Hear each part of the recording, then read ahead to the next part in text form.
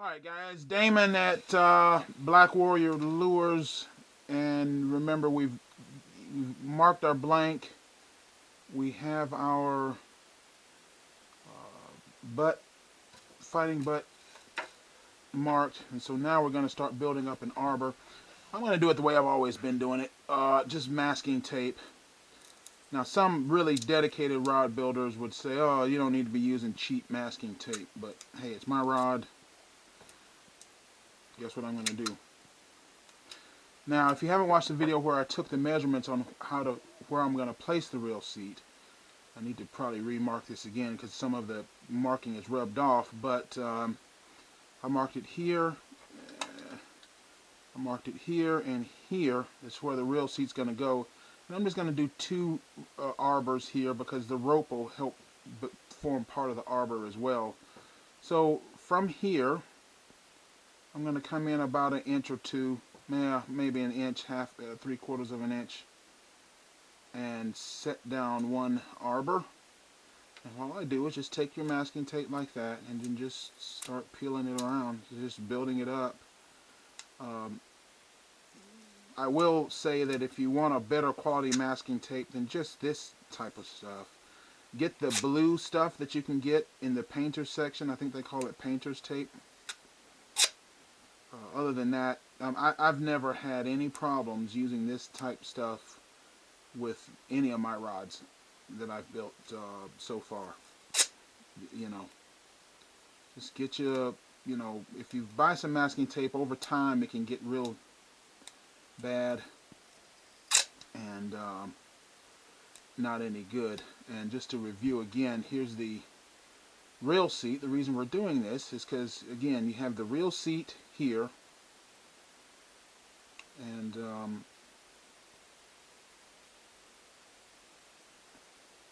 if we put it on here, you see all that gap there? That's how much we got to build up the arbor there.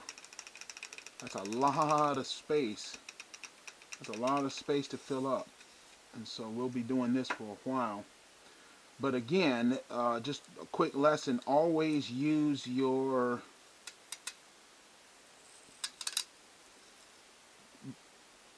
buy the reel seat to fit the reel, not the rod. A lot of people will think, oh, I can't use this big, 18 millimeter reel seat because, the you don't have the rod itself is not big enough. No, that's not how you're going it the wrong way around.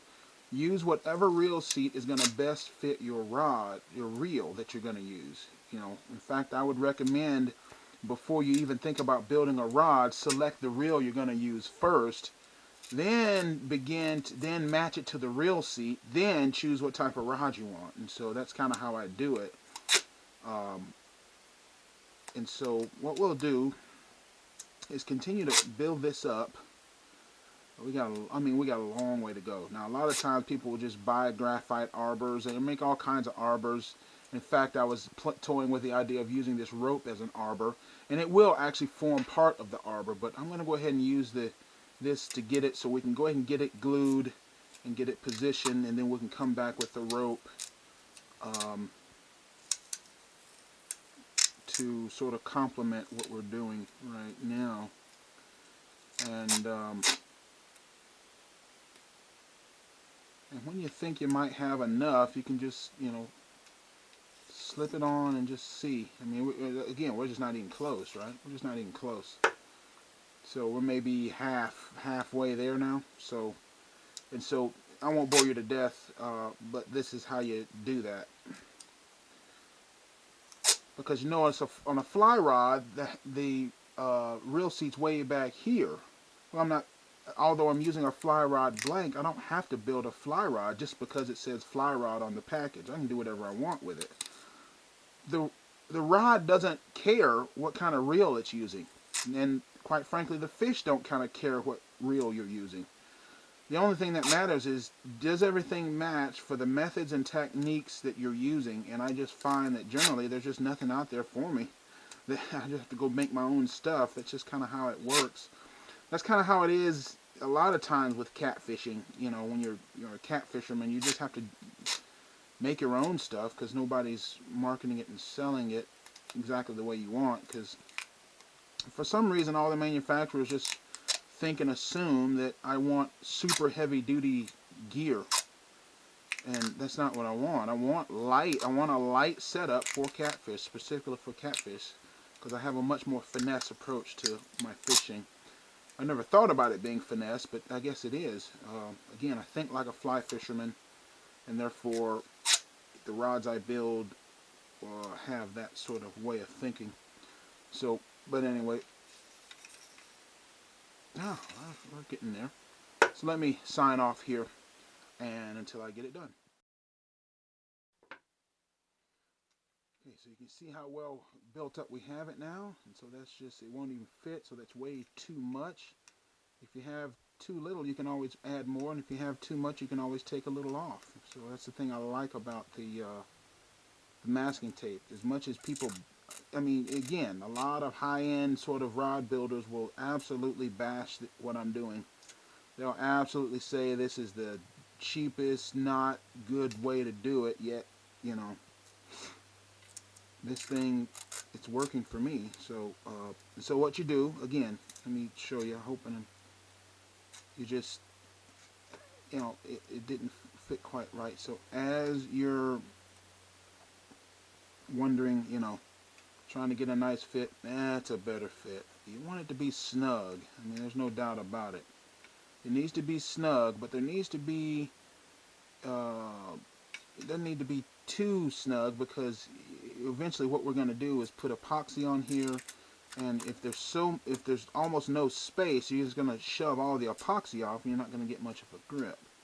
And so don't worry about, you know, I'd rather overbuild it and then trim it off as needed. In other words, that's what I'm saying. And so that's pretty good. That's pretty snug, and that's kind of what you want. It's a nice little gap there, you know. Okay, that's about what we want. And so then we can just start all over with another piece a little bit further down.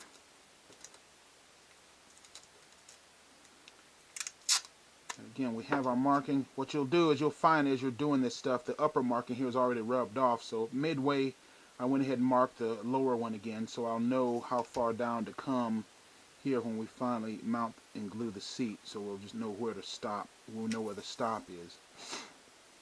But for right now, now here's another thing. We wrapped in a counterclockwise direction on the first one, and so for the second reel seat, you need to wrap in a clockwise direction. Why? Because just in case something happens and it delaminates or something crazy like that, I've never had that happen, but if one is wrapped one direction, the other one's wrapped the other direction, you won't have any problems with it coming loose and just rotating inside, you know, the tape rotating inside the thing here. And so we're just wrapping just the opposite direction as the first one. And since you have this one, this back one will require a little bit less tape than the front. Why? Because it's tapered. There's a narrower diameter here than there is here, so it'll be slightly less tape. But you know how much you need to build up because of that, and that's what's most important at this point. And that's all we're going to do. And again, the rope will take care of the rest in terms of securing the reel seat on. And I'll show you, once I get this, we'll get the old U40 rod bond, and we'll show you exactly how I mount the reel seat and glue it and let it sit up and all that. Okay?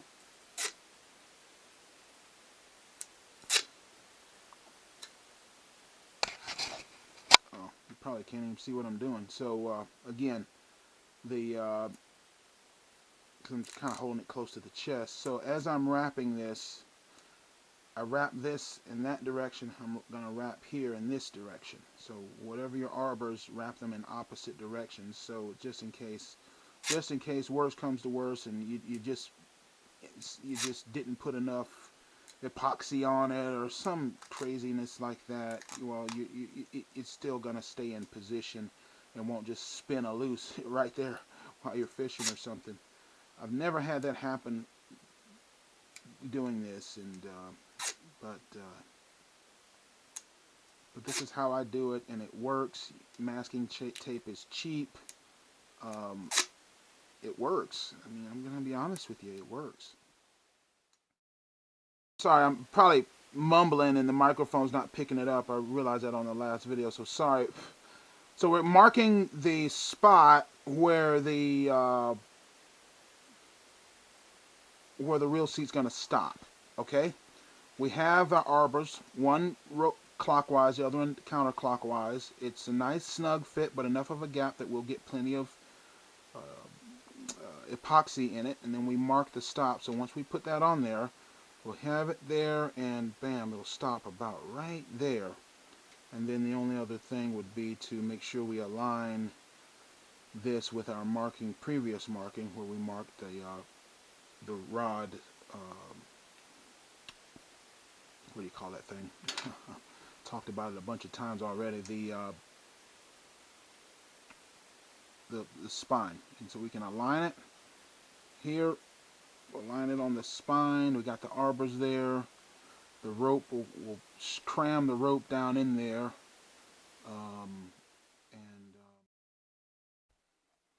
Okay, so getting the reel seat on. First thing you want to do is go ahead and screw this down all the way, or whatever. You want to protect the threads and protect the unit itself, because we don't want all the epoxy to get gunked up on here and you won't be able to screw it or unscrew it. So what we're going to do is tape that up. Okay, I always have a little piece like that. Tape this up. Okay, that's the first thing you want to do, is tape that up. Just tape up the whole thing, really. And it's just like painter's tape if you were painting something, painting a car, something like that. I'm probably going to tape up, I may just end up taping up the whole thing virtually. So you have that little bit of overlap there, like that. And then on the bottom end, same thing, just, you know, just sort of tape up the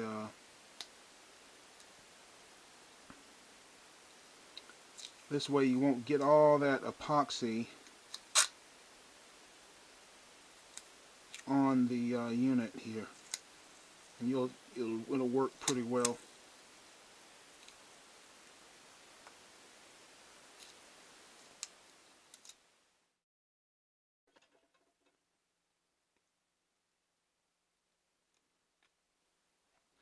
Okay, yeah,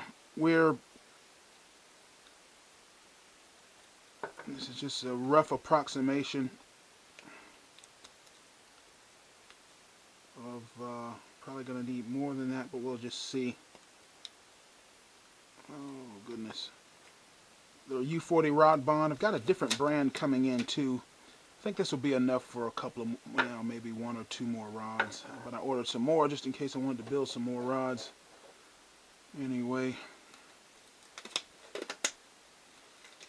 So,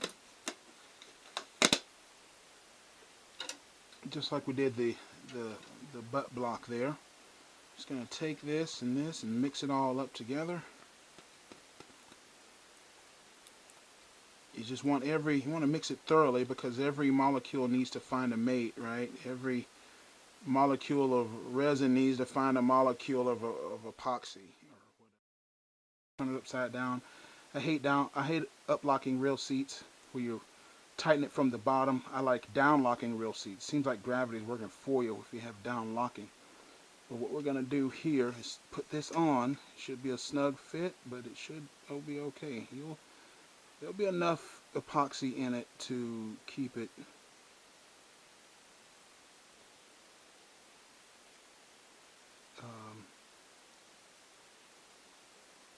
screw it around like that. Sort of make sure we align the eye with the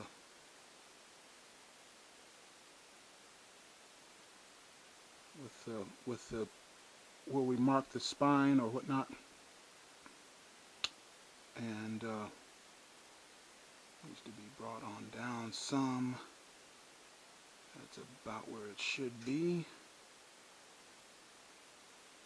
And ever so slightly rotate it. So that should be it. And once again, should be able to just take this off. Well, didn't work as well that time. But you get the idea. I should have, it didn't work at all. I should have placed it on the,